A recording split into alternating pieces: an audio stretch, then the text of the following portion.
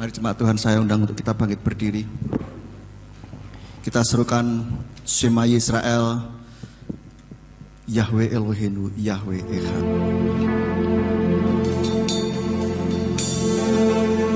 Shema Yisrael, Yahweh Eloheinu,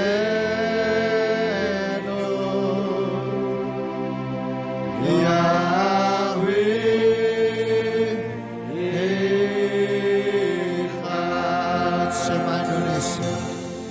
Shema Indonesia, Shema Indonesia,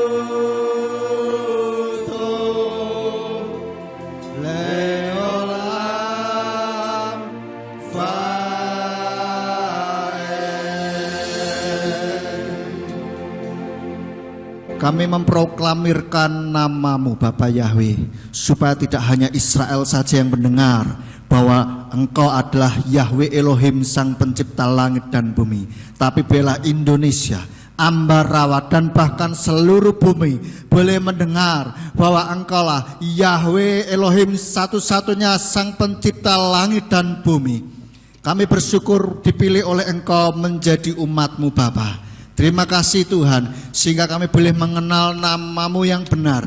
Dan biarlah Tuhan Engkau terus beracara di dalam setiap hati dan pikiran kami, di dalam kehidupan kami, sehingga kami semuanya boleh semakin hari semakin mengenal pribadi-Mu lebih dalam lagi Tuhan. Dan Kau ajar kami untuk kami boleh selalu hidup ada di dalam jalan-jalan-Mu dan selalu menyenangkan hati-Mu Bapa. Terima kasih Tuhan, Kau sudah memberikan kesempatan bagi kami untuk kami boleh kembali bersekutu, memuji, memuliakan nama-Mu bersama-sama dengan saudara-saudara kami pada pagi hari ini. Biarlah setiap puji-pujian yang sudah kami naikkan ke hadirat-Mu boleh menyenangkan hati-Mu, sehingga Engkau bekerja di dalam setiap hati kami ya Bapa. Sehingga kami yang datang dengan sakit penyakit, Tuhan memberikan kesembuhan ilahi bagi setiap kami. Kami yang datang dengan kelemahan iman, Tuhan memberikan kekuatan yang baru bagi setiap kami. Kami yang datang dengan kebimbangan, Tuhan memberikan ketetapan hati bagi setiap kami. Dan bahkan kami yang datang dengan keputusasaan, Tuhan memberikan harapan yang baru bagi setiap kami. Sehingga kami boleh hidup berkemenangan. Hidup kami tidak lagi seperti yang sebelumnya, tetapi hidup kami boleh semakin hari semakin berkemenangan di dalam Engkau ya Bapa. Terima kasih Tuhan, Kau ajar kami, didik kami supaya kami boleh selalu ada di dalam jalan-Mu Bapa Yahweh. Jika ada kuasa kegelapan yang berusaha untuk mengambil firman-Mu dari dasar hati kami bersatu hati, kami tolak, kami usir di dalam nama Tuhan Yesus Mesias. Mari Tuhan kuasai hati pikiran kami, kuasai peralatan yang kami pakai, dan kuasai tempat ini Tuhan. Sehingga semuanya boleh kami tujukan untuk kebenaran firman-Mu saja. Dan sembunyikan nama-Mu di balik kemuliaan nama-Mu, biar hanya nama Bapa Yahweh saja yang ditinggikan dan dimuliakan. Terima kasih Bapa, kiranya urapan-Mu, hikmat-Mu ada atas setiap kami ya Bapa, sehingga kami boleh menangkap apa yang menjadi kerinduan hati-Mu untuk setiap kami. Terima kasih Bapa Yahweh, kami sambut firman-Mu pada pagi hari ini dengan penuh ucapan syukur. Hanya di dalam nama Yesus kami berdoa, haleluya, amin. Silakan duduk Bapak Ibu. Shalom. Baik, Bapak Ibu Saudara, apa kabarnya? Ya, Bapak Ibu Saudara, senang sekali kita bisa bertemu kembali dalam ibadah kita pada pagi hari ini. Bapak Ibu Saudara, firman Tuhan pada pagi hari ini saya beri judul diam, tenanglah, gitu ya. Mari kita lihat ayatnya terlebih dahulu di dalam Markus 4 ayat 35. Markus pasalnya yang keempat, ayatnya yang ke-35 sampai ayat yang ke-41. Saya ambil judul ini dari sebuah ayat dari perikop yang akan kita baca pada pagi hari ini. Sudah ketemu semua? Markus 4 ayat 35 sampai 41 saya bacakan. Dan pada hari itu ketika menjelang malam, dia berkata kepada mereka, mari kita pergi ke seberang. Dan setelah membiarkan kerumunan orang itu pergi, mereka membawa dia. Ketika dia berada di dalam perahu itu, dan perahu-perahu kecil lainnya pun ada bersamanya.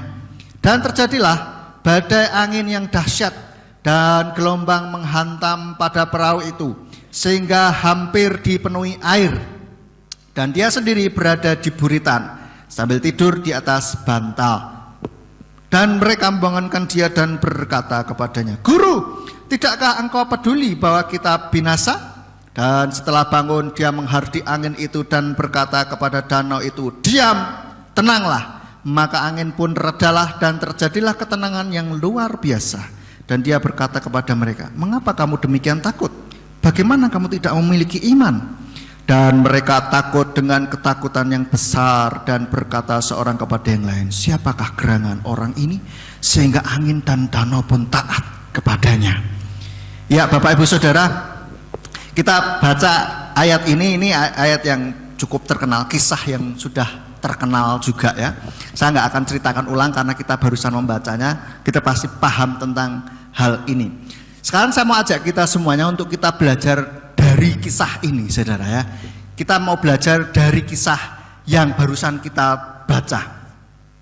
Bapak Ibu Saudara, murid-murid pada waktu itu takut ya, ketika ada angin menghantam perahu itu dan gelombang itu ya. Kalau kita lihat, kalau kita ada di perahu itu, kita takut kira-kira boleh atau tidak, Bapak Ibu? Wajar atau tidak? Wajar, karena manusiawi. Saya sendiri pernah ya, waktu itu diajak sama kakak saya jalan-jalan ke mana, mau ke Raja Ampat ceritanya. Itu naik perahu mau ke Pianemu atau kemana gitu, waktu itu nyebrang. Itu ternyata nyebrang pun itu sebetulnya sudah samudera gitu. Jadi jadi itu naik perahu kecil ya. Terus anginnya itu lumayan banter. Kami nggak berani lanjut. Ada pemandunya juga sih. Kami nggak berani lanjut. Pemandunya bilang gimana, mau lanjut apa enggak nih? Jadi perahu dieng gitu. Habis itu air itu sudah di sebelah kita gitu. Saya waduh iki, nah ada apa-apa tenggelam repot ini. Saya sih bisa renang dikit gitu ya. Cuman yang saya takutkan itu apa? Ada ikannya gitu loh. Ikan hiu atau apa gimana itu menakutkan gitu. Lah saya pikir wah ini aja sudah ngeri gitu ya. Belum angin yang ribut yang seperti diceritakan di sini gitu. Saya bayangkan, nek saya di situ juga ya takut juga. Meskipun itu danau ya kan. Bayangkan aja mungkin saya di rawa-pening juga saya takut juga. Meskipun rawa begitu kan. Dan ini danau bukan laut ya kan. Tapi tetap saja itu sesuatu hal yang manusiawi Bapak Ibu Saudara. Ketika ada badai, ketika ada angin ribut menghantam perahu, itu manusiawi. Perasaan takut itu adalah manusiawi dan itu merupakan salah satu emosi dasar manusia yang tidak dipelajari, yang memang ada sudah dari sononya begitu. Dan biasanya orang-orang ini takut akan banyak hal, takut keadaan ya, takut masa depan, takut tentang permasalahan yang sedang dihadapi ini, dan ada takut karena ancaman, diancam oleh seseorang, mungkin diancam oleh sebuah keadaan begitu yang membahayakan, baik itu membahayakan diri kita maupun membahayakan keluarga kita, saudara. Itu membuat orang takut dan ini wajar Bapak Ibu Saudara. Tapi bukan berarti kita terus boleh tinggal di dalam ketakutan itu terus, saudara. Tapi kita perlu ada sebuah usaha atau ada sesuatu yang perlu kita lakukan untuk kita bisa mengalahkan rasa takut itu. Meskipun itu wajar. Betul ya saudara ya? Jangan sampai kita berpikir, oh takut kan wajar ya, biarlah aku takut kok, memang kok takut, terus takut terus gitu saudara. Itu akhirnya kita jadi kalah dengan kondisi begitu. Nah, sebelum lanjut, saya mau ajak kita ambil beberapa pelajaran dari kisah ini.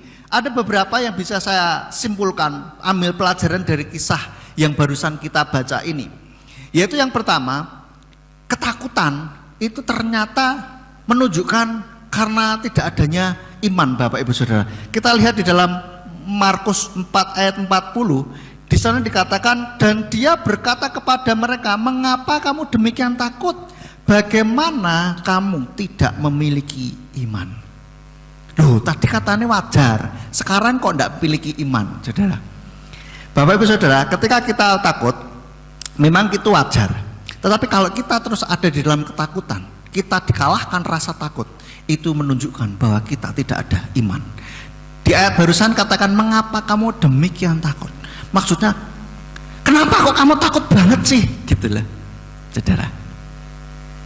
Kenapa takut sekali? Dan ketika kita mengalami ketakutan yang luar biasa, yang kita tidak bisa mengalahkannya, itu tandanya atau menunjukkan bahwa kita ini nggak ada iman, tidak ada kepercayaan kepada siapa? Pada Bapa Yahweh tentu saja. Dan yang kedua, keadaan di luar ini mempengaruhi yang ada di dalam hati sehingga menjadi takut. Jadi kondisi yang di luar dalam hal ini, dalam kisah ini adalah perahu. Di luar perahu yaitu angin ribut dan air danau yang begitu menggelora gitu ya. Itu masuk ke dalam perahu. Di sini kita lihat di ayat yang ke-37. Dan terjadilah badai angin yang dahsyat dan gelombang menghantam. Perhatikan, gelombang menghantam pada perahu itu sehingga hampir dipenuhi air. Artinya air ini sudah mulai masuk, saudara. Air ini sudah mulai masuk. Sesuatu yang dari luar yang mengguncang mereka itu mulai masuk ke dalam perahu. Itulah yang membuat mereka takut. Dan kalau kita aplikasikan ke dalam kehidupan kita, ini kita ini yang ada di luar, yang menggelora, yang menghantam kehidupan kita, itu mulai masuk ke dalam hati kita, sehingga itulah yang membuat kita takut, saudara. Kekacauan badai hidup yang ada di luar, yang kita sedang alami, itu masuk ke dalam hati kita, sehingga membuat hati kita pun juga akhirnya seperti badai itu gitu, porak-poranda begitu. Dan ini mengingatkan saya kepada kisah yang mirip dengan hal ini, yaitu ketika Kepa atau Petrus itu berjalan di atas air, saudara. Kita lihat ayatnya di dalam Matius 14 ayat 30. Matius 14 ayat 30 dikatakan, namun ketika melihat angin kencang, ia ketakutan dan mulai tenggelam. Ia berteriak sambil berkata, Tuhan, selamatkan aku. Perhatikan ayat ini, saudara. Namun ketika melihat angin kencang, si Petrus, Kepa ini sudah nggak lihat Tuhan Yesus lagi. Kan waktu itu dia bilang, kalau memang itu engkau, suruhlah aku berjalan di atas air menuju kepadamu. Tuhan Yesus apa? Bilang, silakan datang aja. Dia naik, keluar dari perahu, jalan. Dia lihatnya Yesua. Tetapi di sini dikatakan ketika melihat angin kencang, meskipun angin tidak bisa dilihat, saudara, tetapi maksudnya ini dia memperhatikan, anginnya buanter gitu kan. Orang Surabaya bilang, anginnya ngeri, bau anternya pol. Itu bikin takut.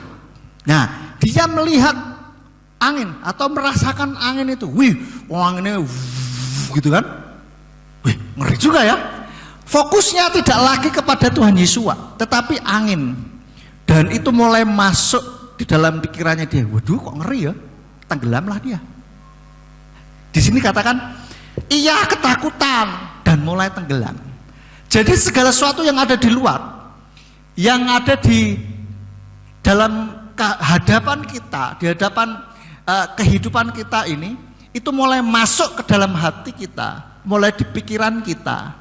Itulah awal dari tenggelamnya kita, saudara. Itu membuat kita takut. Membuat kita takut, setelah takut apa? Tenggelam. Sama seperti murid-murid ini.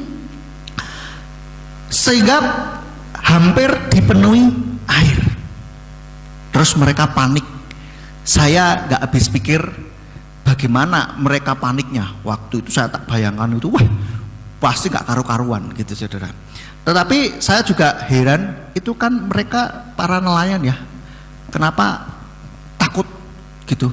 Kalau mereka cari ikan kan di laut gitu, pasti ya nggak jarang juga menemui gelombang begitu. Tapi mungkin ini tidak hanya murid 12 murid, tetapi juga ada yang lain gitu. Nah ini saudara, ketika keadaan di luar itu mulai masuk ke dalam hati kita, mulai masuk ke dalam pikiran kita, itulah akan membuat kita takut, saudara. Kita mulai mikir, waduh piye yo, waduh kita bawa sambil tidur, saudara, piye sampai ketiduran, saudara. Itu mulai masuk ke dalam pikiran bawah sadar kita, mulai mempengaruhi hati kita, mulai mempengaruhi segala eksistensi tubuh kita. Dan kalau kita takut, itu akan membuat tubuh kita lemas, saudara. Akan ada hormon-hormon yang tidak baik akan dimunculkan gitu. Karena kita takut, tegang, akhirnya kan semua jadi nggak normal gitu. Tekanan darah jadi tinggi. Karena apa? Semuanya mengkeret dan siap-siap untuk mode fight or flight.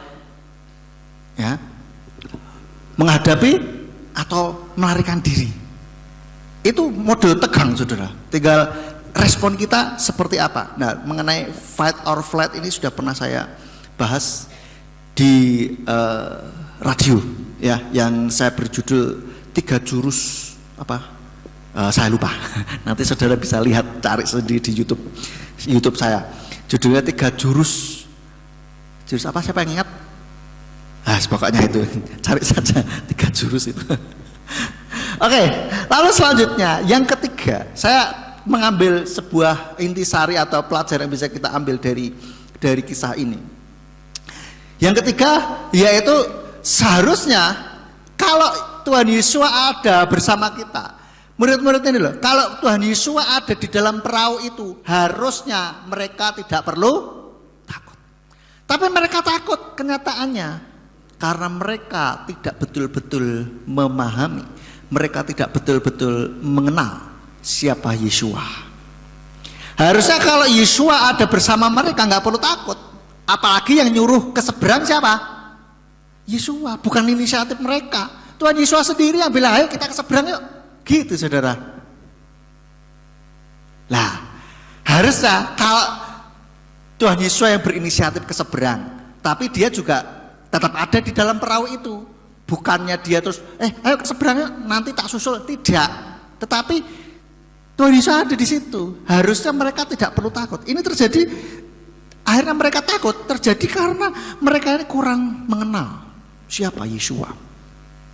Nah demikian pula kita, kalau Tuhan Yeshua ada bersama kita, seharusnya kita tidak perlu takut di dalam setiap kehidupan kita. Amin. Apalagi yang kita ini disuruh oleh Tuhan Yesus.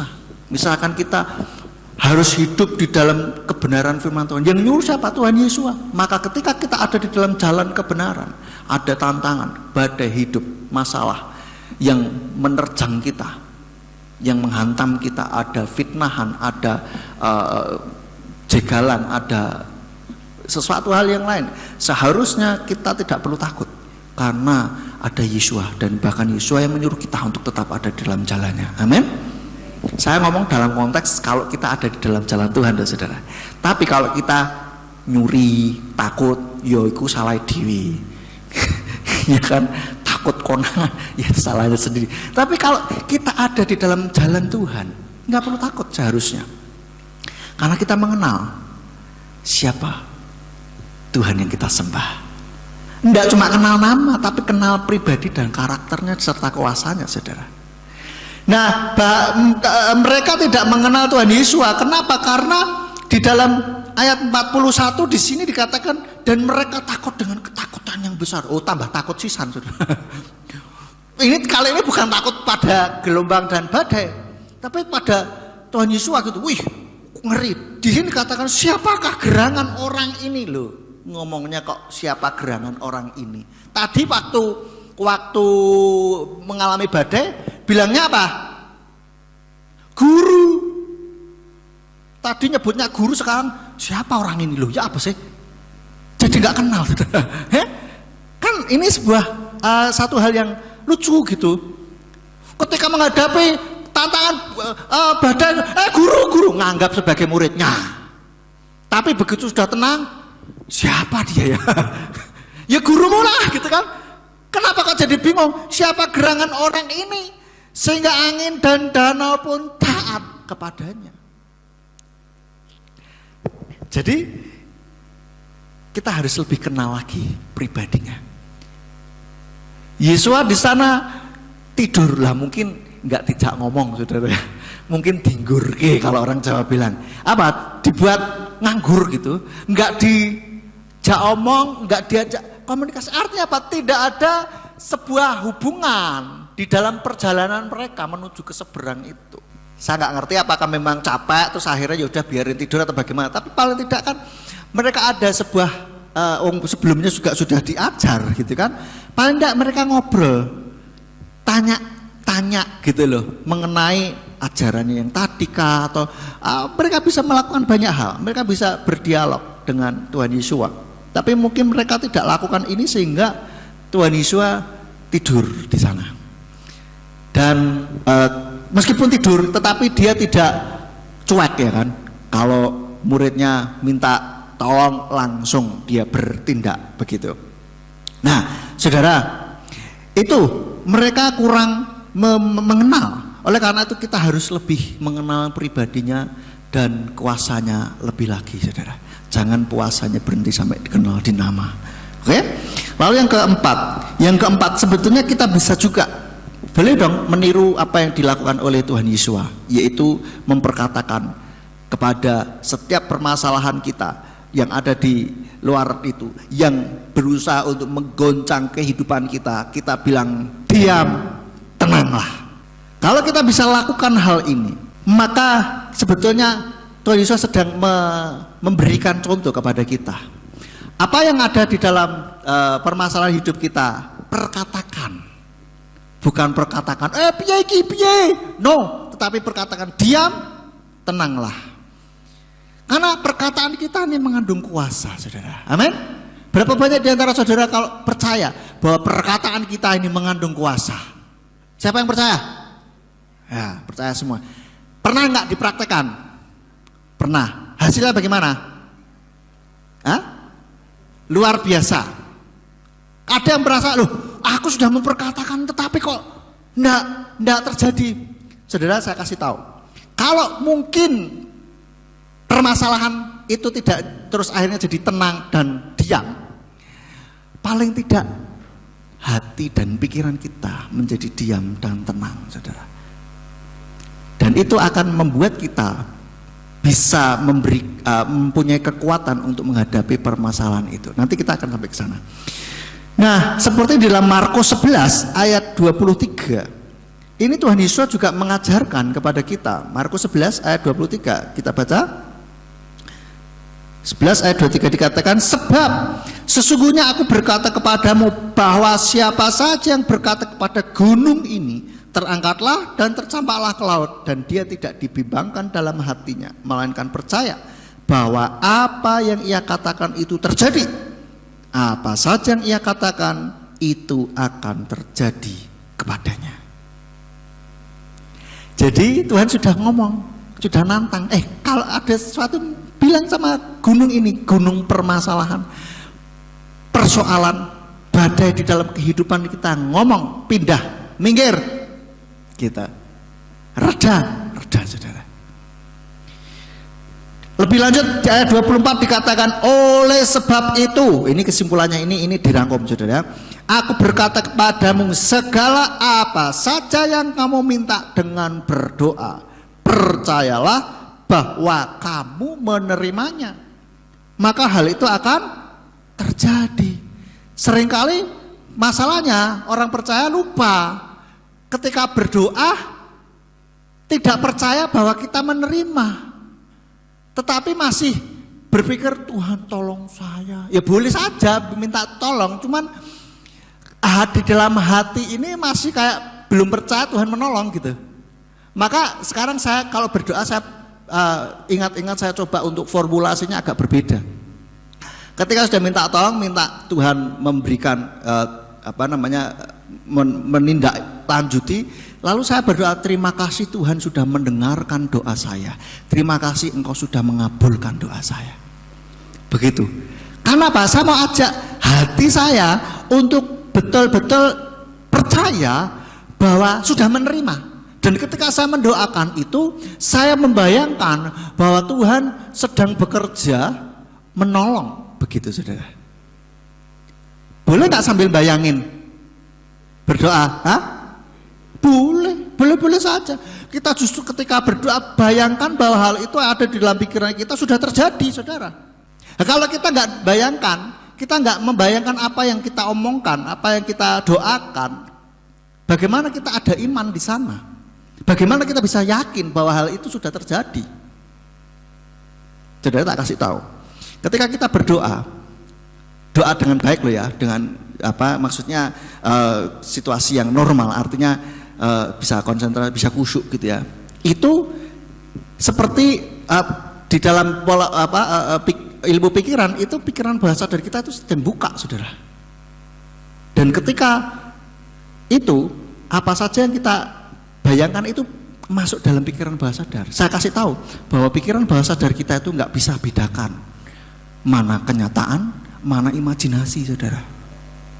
Oleh karena itu ya, karena dia tidak bisa membedakan mana yang nyata, mana yang tidak nyata, maka kita bisa gunakan tanda kutip entah kelemahan entah kelebihan ini untuk kita bisa meyakinkan diri kita bahwa hal itu terjadi. Saya kasih contoh sedikit saja. Saya mau ajak kita ya, coba membayangkan ini, membayangkan itu termasuk sebetulnya aktivitas pikiran bawah sadar.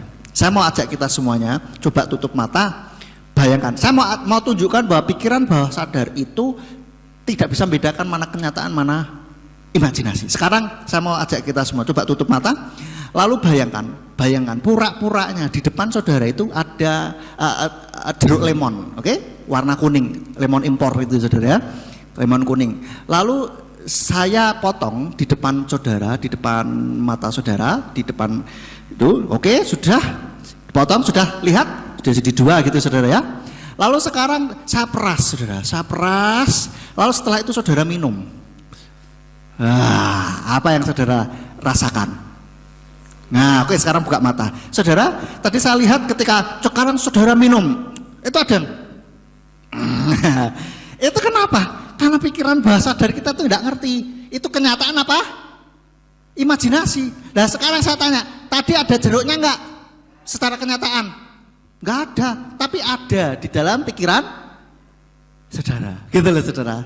Maka hati-hati dengan pikiran bawah sadar kita, dengan apa yang kita pikirkan.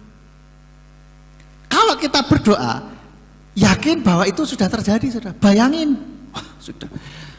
Wah Tuhan terima kasih untuk pertolongan. Maka ketika kita sudah mendoakan, membayangkan itu terjadi, kita berterima kasih dong sama Tuhan, ya kan?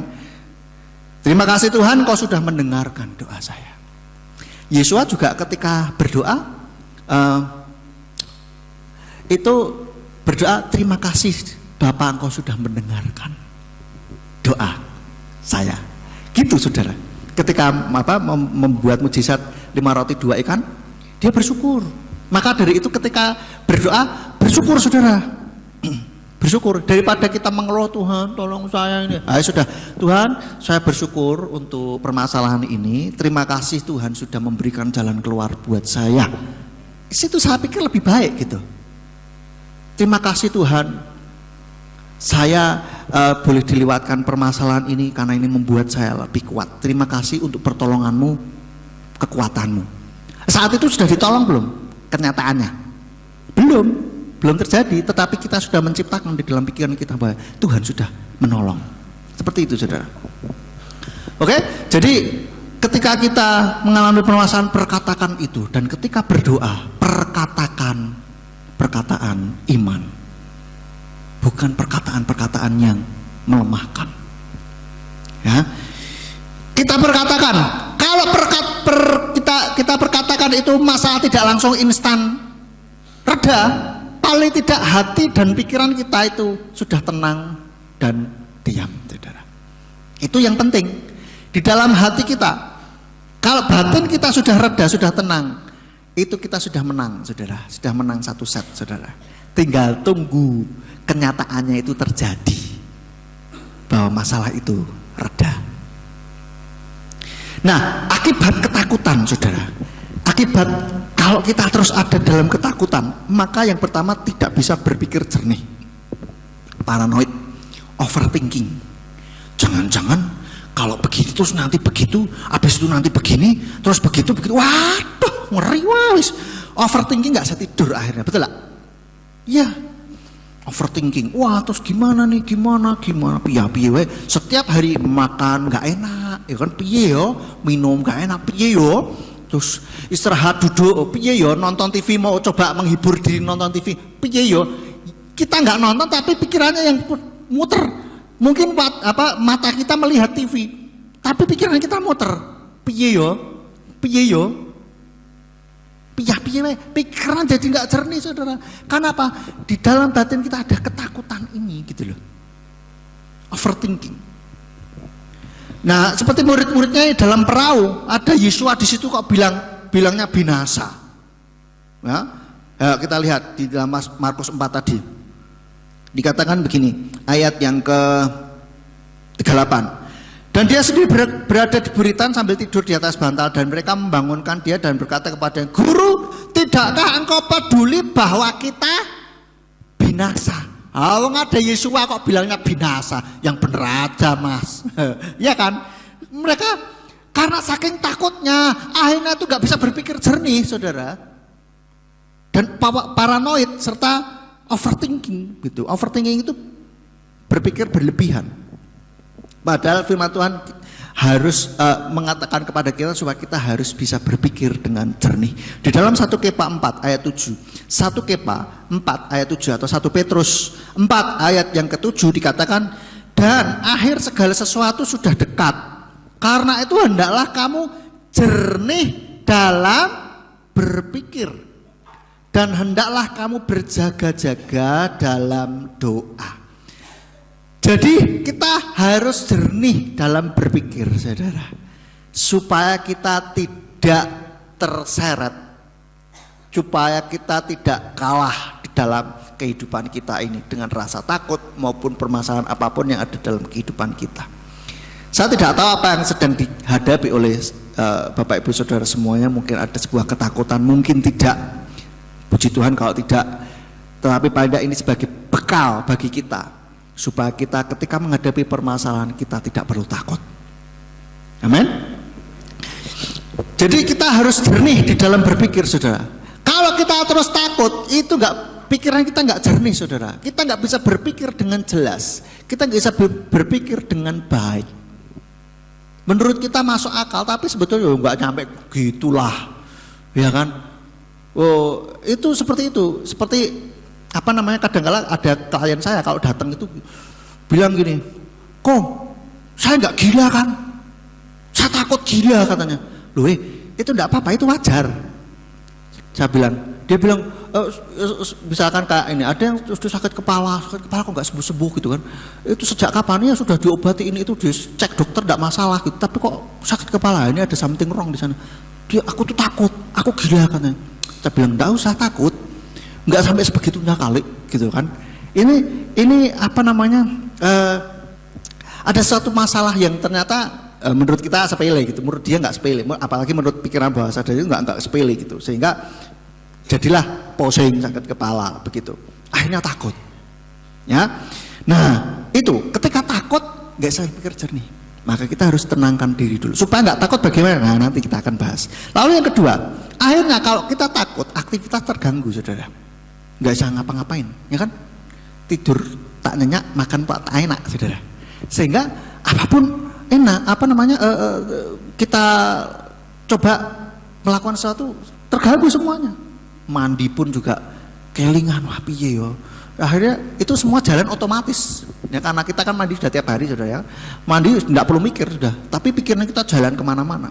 Jalan pun piye yo. Itu aktivitas nggak, akhirnya jadi terganggu, nggak bisa lancar gitu. Lalu yang ketiga, bisa saja kejadian yang kita takutkan akhirnya benar-benar terjadi, bisa enggak?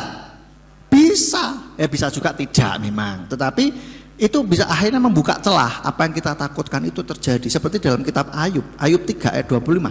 Ayub 3 ayat 25 dikatakan, sebab hal mengerikan yang aku takutkan telah menimpaku, dan yang aku takutkan telah mendatangiku. Malah coto, saudara, kita begitu ya. Kita takutkan. Jadi secara ilmu pikiran, kalau kita memikirkan hal itu terus menerus, itu akan jadi semakin besar, saudara.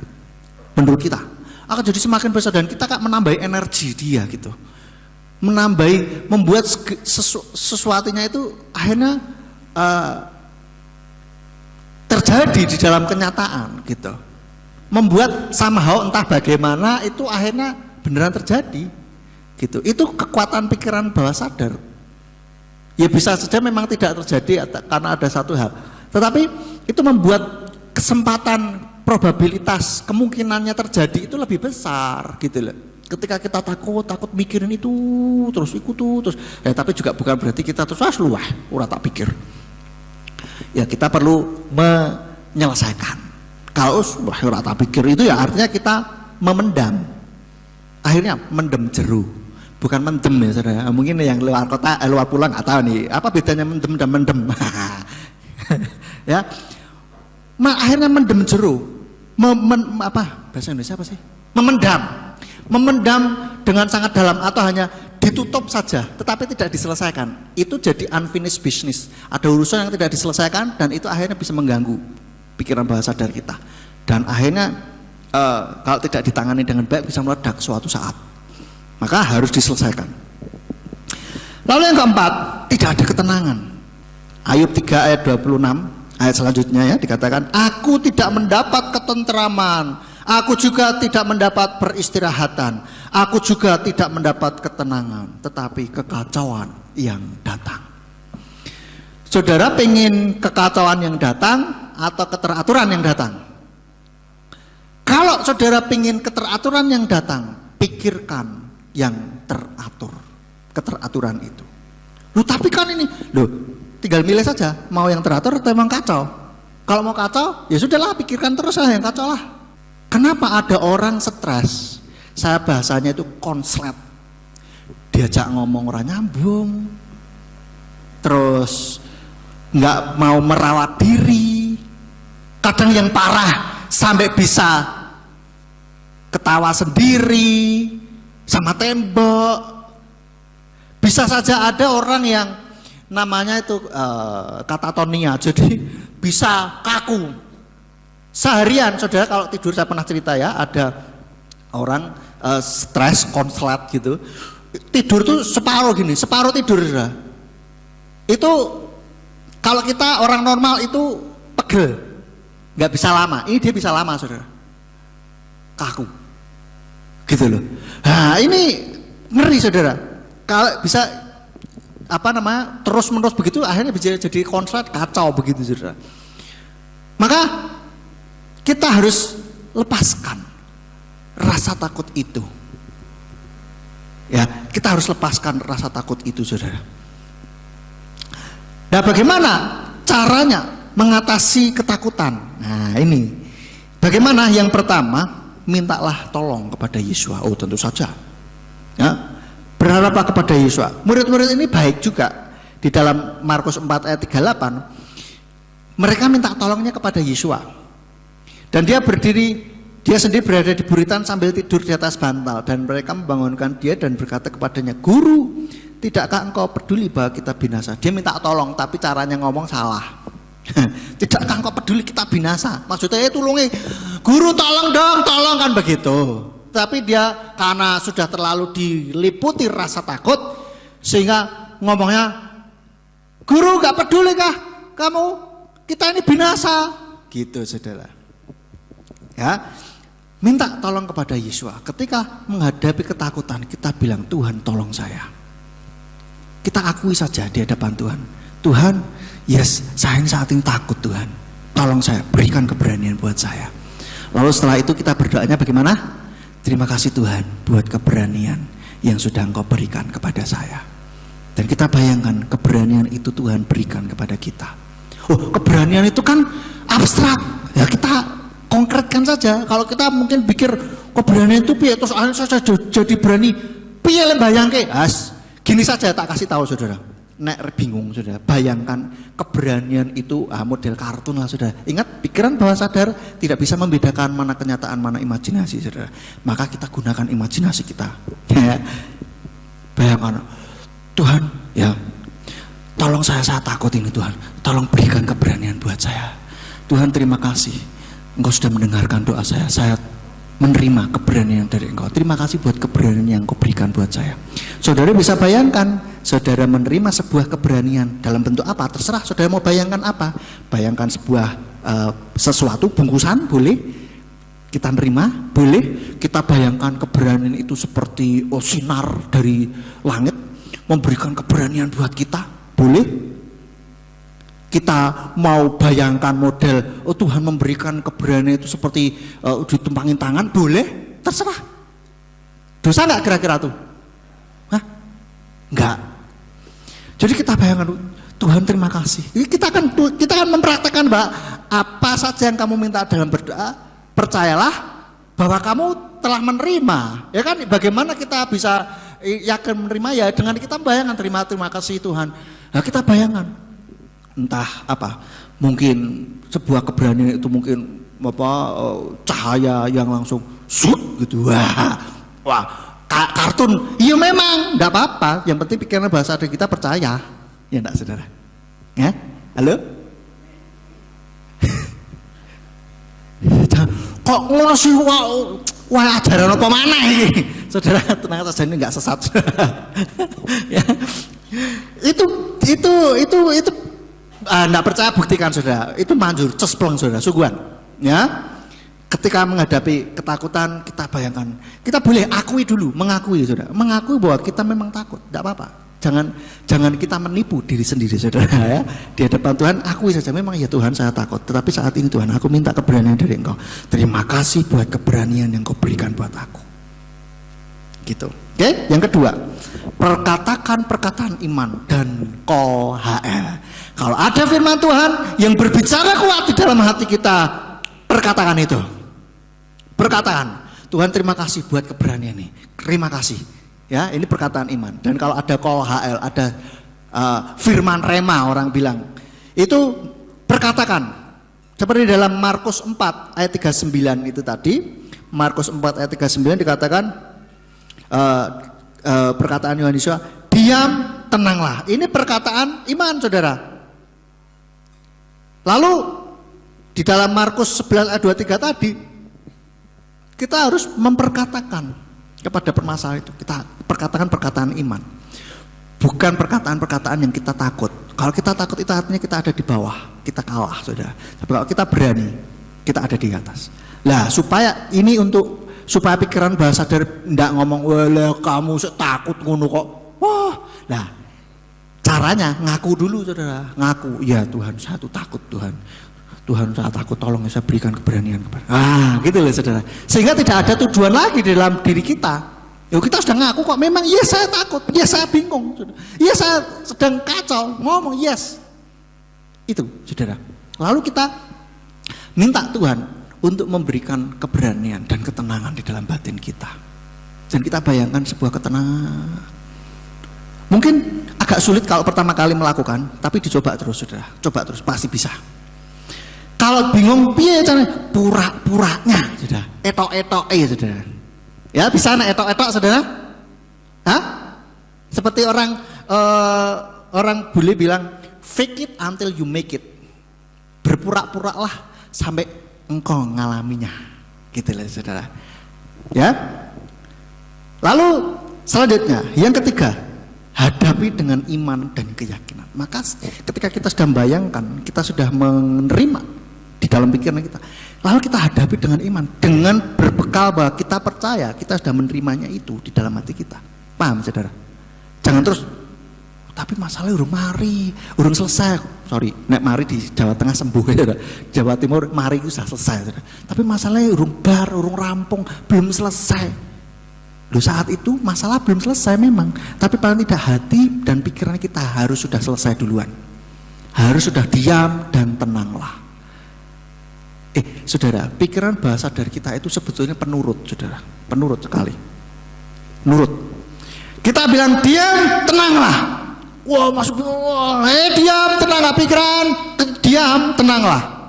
Diam, tenanglah. Itu pasti akan diam dan tenang, saudara. Ditambah kalau sudah mulai tenang, mulai diam ini, makanya kalau kita sering-sering saat teduh duduk diam di bawah kaki Tuhan, itu sudah melatih diri kita untuk sering-sering diam, tenang. Karena di dalam diam, di dalam ketenangan, di dalam keheningan, itu ada kekuatan di dalam diri kita. Lalu selanjutnya, 4, pikirkan hal-hal yang positif. Di dalam Filipi 4 ayat 8 ya. Jadi akhirnya saudara-saudara, semua yang benar, semua yang mulia, semua yang adil, semua yang manis, sedap didengar, patut dipuji, pikirkanlah semuanya itu. Mikirin itu saudara. Jadi kita pikiran hal yang sebaliknya, bukan hal yang waduh piye ya begitu saudara. Pikirkan hal yang sebaliknya. Dan yang terakhir, bagaimana kita bisa mengatasi ketakutan, yaitu dengan diam, tenanglah. Di dalam Yesaya 30 ayat 15. Yesaya 30 ayat 15 kita lihat.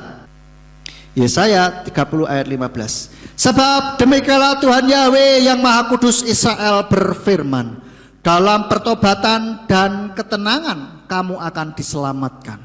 Dalam keheningan dan mempercayakan diri akan ada kekuatanmu. Namun kamu tidak menginginkannya. Nah inilah repot saudara. Biarlah kita ada ketenangan di dalam diri kita.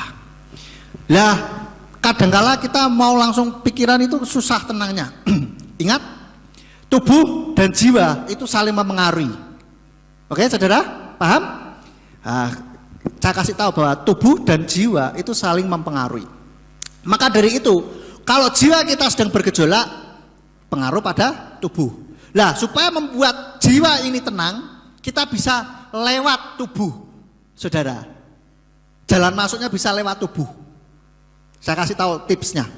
Supaya bisa tenang, pertama diam.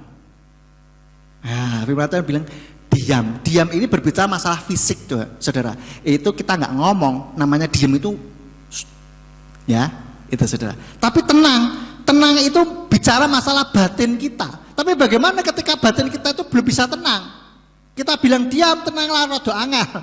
Saya kasih tahu dengan kita masuknya lewat fisik, saudara. Dengan cara apa?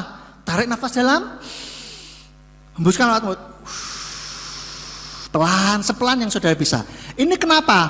Mas, kok koyo wong orang yang apa namanya?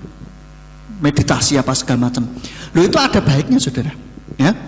Itu kita membuat tubuh itu rileks dan tenang, saudara. Itu apa mana gitu. Saudara, ini saya ajarkan ininya apa namanya aplikasinya, gitu loh, saudara. Dengan tarik nafas dalam, hembuskan, sepelan mungkin. Itu akan membuat, jadi begini, secara tubuh, ya, secara ilmu medis yang saya sedikit-sedikit baca lah, mohon maaf ini yang ada praktisi kesehatan, kalau saya tolong dikoreksi. Jadi ketika kita mengalami ketakutan, tubuh jiwa di dalam hati ini, di dalam batin ini mengalami gejolak, itu tubuh ini secara otomatis akan mengeluarkan hormon-hormon yang membuat kita siap untuk fight or flight, dan itu akan membuat tegang semuanya gitu. Tapi ketika kita, jadi itu mengirim sinyal kepada otak bahwa ini tegang loh nih, ayo siap-siap fight or flight, siap untuk melawan atau melarikan diri, begitu. Jadi insting secara alamiahnya begitu. Maka kalau kita dari itu akhirnya kan jadi denyut jantung berdegup kencang, terus akhirnya tekanan darah naik, tekanan darah tinggi, gitu. Betul ya, Bu? Nah, jadi akhirnya akan semuanya tegang. Nah, mengirim sinyal dari ke otak ini itu tegang, bahaya lagi, ayo siap-siap tegang. Nah, maka untuk supaya rileks, kita tarik nafas dalam. Itu sampai kita merasa tenang, ya. Itu saudara mengirim sinyal kepada otak bahwa ini sudah tenang, sudah rileks. Berarti sudah nggak ada bahaya lagi. Oke, sekarang rileks lah. Itu tekanan darah akan normal kembali, turun lagi, gitu. Dan hormon-hormon yang tadinya ini yang negatif, saya lupa namanya, itu akan membuat akan berhenti. Rileks, dan kita otomatis secara pikiran kita akan tenang. Bisa tenang tenang dulu. Oke. Nah, saat itulah saudara, kita mulai bekerja di dalam pikiran kita, membayangkan bahwa Tuhan memberikan ketenangan, memberikan keberanian dan seterusnya. Seperti itu. Nggak percaya, buktikan. Ya, kalau saudara mengalami tegang atau ketakutan atau mengalami gejolak di dalam jiwa, tarik nafas dalam. Mau marah misalkan juga bisa.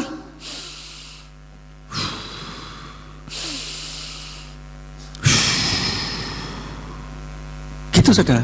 Karena otomatis kalau orang marah itu denyut jantung mensuplai otak itu lebih kencang gitu loh saudara. Dan hone bawaannya itu, kalau orang marah itu bawaannya mengepal. Itu yang saya baca saudara ya. Maka bagaimana? Lepaskan. Mungkin bisa begini kan, supaya enggak bawaannya menggenggam gitu. Jangan diikuti. Nah, saudara, itu akan mengirim sinyal ke otak. Sudah tenang, kondisinya sudah tenang, rileks lagi. Begitu saudara. Ya, maka kalau tubuh dan jiwa saling mempengaruhi, kita bisa gunakan celah ini untuk kita bisa mempengaruhi jiwa kita. Dan seperti Yosua 1 ayat 8, kita juga mempercayai Tuhan ya. Tadi di Yesaya 30 ayat 15 tadi. Tidak hanya tenang, kita juga mempercayai kepada Tuhan. Seperti Yosua 1 ayat 9 dikatakan, bukankah aku telah memerintahkan engkau, kuatlah dan mantaplah, janganlah takut atau berkecil hati, karena Yahweh Elohimmu ada bersamamu di segala tempat kemana engkau pergi. Jadi saudara, percaya, diam dan tenang. Nah, perkataan diam, tenanglah ini merupakan perkataan yang luar biasa kalau kita renungkan bersama saudara.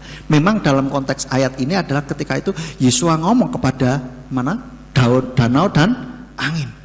Tapi ternyata ini diam dan tenang, ini bisa kita ucapkan juga untuk kita, diri kita saudara. Diam, tadi saya katakan diam ini bicara masalah fisik, tenang ini bicara masalah batin. Ketenangan dan keheningan di dalam batin ini. Dan dalam diam dan tenang ini ada keuntungannya saudara. Dalam konteks ketika kita ada permasalahan badai hidup saudara ya, bukan ada yang harus memang kita omongkan gitu loh. Misalkan ada sebuah sesuatu yang perlu kita jelaskan, ya jangan diam. Tapi ini dalam konteks ketika ada permasalahan badai hidup, waduh ya, diam dan tenang ini membawa sebuah keuntungan saudara. Ya, di dalam Amsal 10 ayat 19 dikatakan, di dalam banyak perkataan pelanggaran tidak berhenti, tetapi siapa menahan bibirnya dialah yang bijaksana. Jadi ketika kita diam, itu ternyata tindakan yang bijaksana. Silent is golden. Diam itu emas katanya saudara ya. Jadi kadangkala ada saatnya kita diam. Dan kadang-kala ketika ada fitnahan apa segala macam, diam adalah langkah yang cukup baik juga. Karena apa? Kebenaran itu akan muncul dengan sendirinya.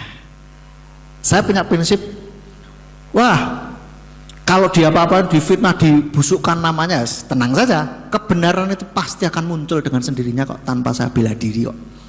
Gitu. Jadi tenang saja, ya. Lalu yang kedua, menjadi berpengertian, saudara. Amsal 17 ayat 28. Amsal 17 ayat 28 dikatakan, bahkan orang bodoh yang berdiam diri akan disangka bijak, yang mengatupkan bibirnya menjadi berpengertian. Maka ketika ada permasalahan datang, sudah diem dulu, perhatikan saudara. Diem dan kita ambil hikmahnya dari permasalahan itu. Akhirnya kita jadi berpengertian saudara. Oh begini toh maksudnya. Oh berarti lain kali saya harus begini. Oh berarti harus begitu. Seperti itu saudara. Ya. Lalu yang terakhir, dalam diam ada keselamatan.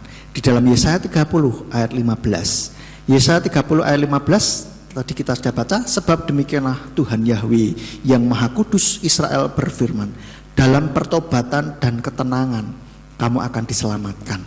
Dalam keheningan dan mempercayakan diri akan ada kekuatan.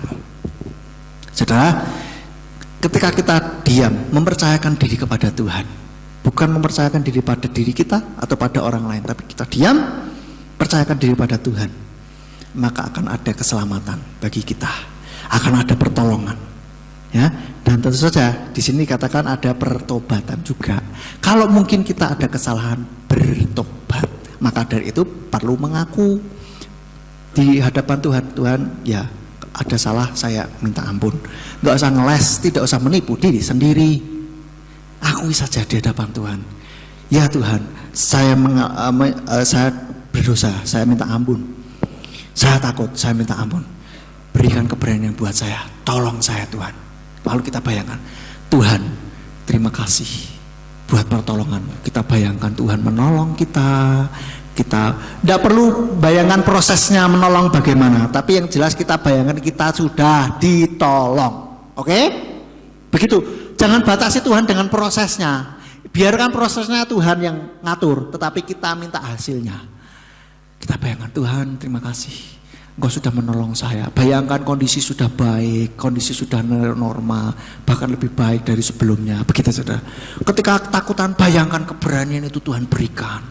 Seperti mungkin, boleh dibayangkan kayak film kungfu itu dulu menyalurkan ilmu, seperti si Tio Buki. Boleh-boleh saja, terserah. Yang mana yang saudara mantap lah ya. Bayangkan saudara menerima keberanian itu dan rasakan keberanian itu saudara. Oke? Gitu. Biarlah firman Tuhan ini boleh menjadi kekuatan bagi setiap kita. Kita boleh menghadapi permasalahan, menghadapi ketakutan itu dengan diam dan tenang. Amin. Buat firman Tuhan, saya kembalikan kepada Bapak Gembala. Puji Bapak Yahweh, kita telah mendengarkan firman yang mengajar kepada kita bagaimana kita menghadapi situasi di dalam dunia ini. Saya akan tambahkan sedikit saudara. Tadi bicara soal nelayan. Nelayan itu sudah biasa di laut. Kalau sampai nelayan ketakutan, berarti badainya bagaimana saudara? Badainya luar biasa. Tetapi ada kekeliruan yang dilakukan oleh murid-murid pada saat itu. Di dalam Markus 4 ayat 38 dikatakan, dan dia sendiri berada di buritan sambil tidur di atas bantal. Dan mereka membangunkan dia dan berkata kepadanya, Guru, tidakkah engkau peduli bahwa kita binasa? Kita itu artinya bersama dengan Yesua. Karena murid-murid menganggap Yesua itu hanya sebagai guru, teladan, digugulan, ditiru. Walaupun sekarang banyak yang wagu dan saru. Tetapi saudara-saudara, ya yang luar pulau mungkin nggak tahu wagu itu apa? nggak pantas, wagu itu nggak pantas, dan saru itu nggak baik lah gitu ya, nggak baik gitu. Jadi Bapak Ibu Saudara sekalian, ketika kita menghadapi masalah, ingat, jangan Yesua hanya dianggap sebagai guru, sehingga kalau ketika murid-murid tenggelam, Yesua juga ikut tenggelam. Padahal kalau ada Yesua nggak mungkin tenggelam. Kalaupun tenggelam, bisa nggak Yesua membuat murid-murid itu bisa bernapas di dalam air? Bisa saja, nggak ada yang nggak bisa bersama dengan Tuhan. Cuman kita tidak selalu hanya mendengarkan motivator yang menyampaikan firman, bukan ya. Karena itu kita harus berani menghadapi setiap tantangan. Nah, salah satu contoh-contoh tadi sudah disampaikan, saya akan memberikan sebuah contoh. Misalkan saudara kalau pergi ke tempat gelap takut, apa sih yang ditakuti? Setan. Pernahkah saudara lihat setan? Tidak. Lah kok takut? Wong belum pernah lihat setan kok takut? Katanya setan begini begitu. Itu sudah merasuk di dalam pikiran saudara, ya. Nah, saudara bayangkan saudara itu membawa pedang, pedangnya bercahaya dan bisa seterang matahari. Saudara pergi ke kuburan, ketika ada setan, maka pedangnya itu mengeluarkan cahaya sehingga terang seperti siang hari. Saudara tidak akan takut. Tapi saya belum pernah mencoba kok Pak, coba saja. Ya. Setan itu seperti apa, saudara-saudara sering saya ajarkan? Setan itu seperti anjing. Kalau saudara takut, setannya tambah berani. Coba saudara kalau ada anjing, nah itu ada bunyi tadi. Misalkan ada anjing, saudara dikejar, saudara lari misalkan. Oh, anjing akan semangat. Tapi kalau saudaranya maju, saudara tidak akan, anjing akan mundur. Saya ingat dulu waktu Pak Pendeta Isakar Irawan masih ada di Bukit Doa, dulu kan ada banyak anjing ya, kalau tidak salah. Ya, ketika saya naik ke atas itu dari atas ada 4 atau berapa itu pasukan turun semua sambil gonggong-gonggong gitu. Saya tidak lari, saya justru lari mendekati anjing tersebut. Wah, anjingnya ngerem semuanya, saudara-saudara. Ya, itulah setan. Jadi jangan takut menghadapi setan. Ya, kemudian kalau marah, ada orang yang melampiaskan secara faktor psikologis untuk diaplikasikan di tubuh, karena biasanya kan orang kalau marah itu kan geget. Geget itu apa ya bahasa Indonesianya? Menggertak giginya gitu. Jadi gitu ya. Gampang kalau suka marah seperti itu, beli mainan bayi yang biasa untuk gigit-gigit bayi itu loh, saudara. Ya. Gigit itu sekuat mungkin. Itu kalau yang giginya suka menggertak. Ada yang kalau marah memukul, bikin patung, ya, atau bambu atau apa diikat pakai bantal, pukullah situ sekuat-kuatnya sampai lemes sendiri. Itu nanti amarah akan mereda. Ada juga dengan cara melampiaskan dengan berteriak. Datang ke gereja di samping gereja kosong, teriak sekeras-kerasnya, itu nanti akan mereda. Tapi sebagai orang yang beriman kepada Bapa Yahweh Besem Yeshua HaMashiach Ruach Kodes, kita tidak perlu melakukan hal itu semua. Tentu kita bisa mengendalikan emosi kita. Kenapa? Karena Ruach HaKodes lah yang akan membimbing kita. Paham, saudara-saudara? Ya. Jadi itu saja saya tambahkan supaya lebih bisa dipahami, walaupun tadi sudah cukup bagus juga disampaikan, supaya kita mengaplikasikan hidup kita dengan sebuah realitas kehidupan, bukan seperti yang seringkali pendeta ajarkan, dunia boleh resesi, kita resepsi. Resepsi yang bagaimana? Itu hanya motivator saja, saudara-saudara. Dunia susah kita juga ikut merasakan, cuma ada jalan keluarnya. Nanti refleksi saudara dengar, ya, saya akan bicara tentang itu. Baik, kita akan berdoa untuk firman yang sudah disampaikan. Mari kita bangkit berdiri bersama-sama. Bapa Sorgawi, kami mengucap syukur untuk kesempatan indah kami dapat beribadah pada saat ini. Engkau berkati firman yang sudah ditaburkan, biarlah itu menjadi cermin di dalam kehidupan kami ketika kami menghadapi permasalahan dalam kehidupan ini. Engkau baik, Engkau tidak pernah mengecewakan kami. Karena itu kami akan tetap setia, karena Engkau selalu menyertai sampai akhir zaman. Tuhan berkati seluruh jemaat yang mendengarkan firman, baik yang ada di ruangan ini maupun yang dari rumah masing-masing. Tuhan berkati untuk kemuliaan bagi nama-Mu. Terima kasih Bapa. Kalau sebentar kami akan pulang, kirim malaikat Tuhan untuk menjaga melindungi kami, tibakan di rumah dengan selamat. Jauhkan di perjalanan dari mara bahaya, malapetaka, supaya sampai dengan selamat. Dan ketika kami melakukan aktivitas dalam kehidupan kami, apa saja yang diusahakan dan dikerjakan yang tidak bertentangan dengan firman-Mu, kiranya dibuat nyala oleh Engkau berhasil, supaya dengan keberhasilan itu dapat dikembalikan lagi guna hormat dan kemuliaan bagi nama-Mu. Berkati semua yang sudah ambil bagian di dalam pelayanan pada saat ini, Engkau pakai semakin hari semakin heran. Sekarang berkatilah kami, karena kami siap menerima berkat daripada-Mu. Mari kita angkat kedua belah tangan kita untuk menerima berkat Yahweh. Yefarcha Yahweh weyis mereka. Yahweh memberkati engkau dan memelihara engkau. Yaer Yahweh pana olecha wikuneka. Yahweh menyinari engkau dengan wajahnya dan memberi engkau anugerah.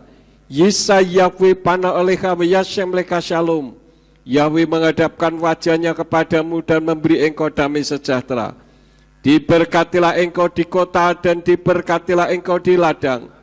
Diberkatilah buah kandunganmu, hasil bumimu dan hasil ternakmu, yakni anak lembu sapimu dan kandungan kambing dombamu. Diberkatilah bakulmu dan tempat adonanmu. Diberkatilah engkau pada waktu masuk dan diberkatilah engkau pada waktu keluar. Sekarang pulanglah dan terimalah berkat. Kasih Bapa Yahweh Sang Pencipta, kasih karunia Adonai Yeshua HaMashiach Sang Pembeli Jiwa, dan Ruach HaKodes menyertai saudara sekalian sampai Maranatha. Adonai Yeshua HaMashiach datang kembali untuk yang kedua kali dan mengangkat kita semua. Haleluya.